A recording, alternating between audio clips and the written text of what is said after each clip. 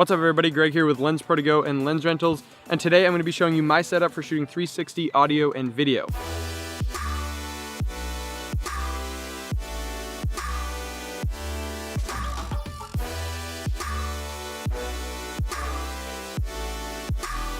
Starting at the top, we have the Insta360 Pro. Below that, we have a mini ball head. Then we have a Nano Clamp and Israeli arm going out to the Sennehiser Ambeo VR microphone.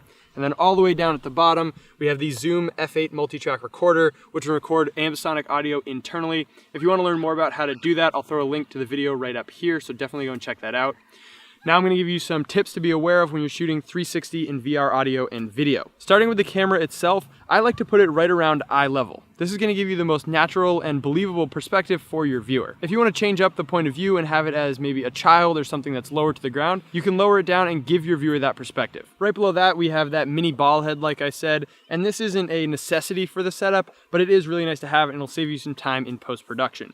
So what you want to do is make sure that all of the lenses are level, and this means you're not going to have to tweak it and rotate it in post-production when you're editing and trying to get everything lined up. And that's basically all the setup for the camera. The rest of this is all for the audio setup. So we have a Nano Clamp, which is just grabbing on to the light stand right in the center, and an Israeli arm out to the Ambeo VR microphone with the shock mount. To keep the mic hidden from these 360 cameras, you want to open up the live view on your phone and open up the app, and then we just rotate it around to get the mic to line up right on one of these stitch marks, so that's going to hide it and cover it up and you're not going to have to clone it out in post. The placement of this microphone is really important, and you don't want to have it closer than 3 to 4 inches from the light stand right in the center. What's going to happen is you're going to be getting a lot of reverb back and forth, and you're not going to get proper spatial audio pickup, and it's going to sound weird when you're editing and when you're listening back in VR. Now we'll head down to the Zoom F8 down at the bottom, and when you're recording audio, you want it to be about the same levels as you would for any normal audio recording.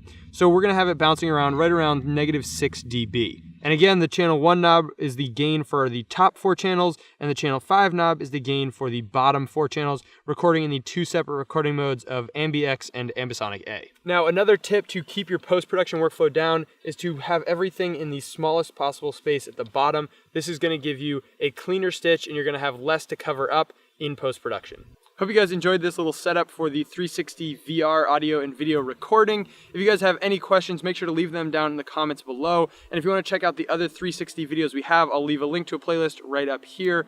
Make sure to subscribe for new videos every single week, and I'll see you in the next one.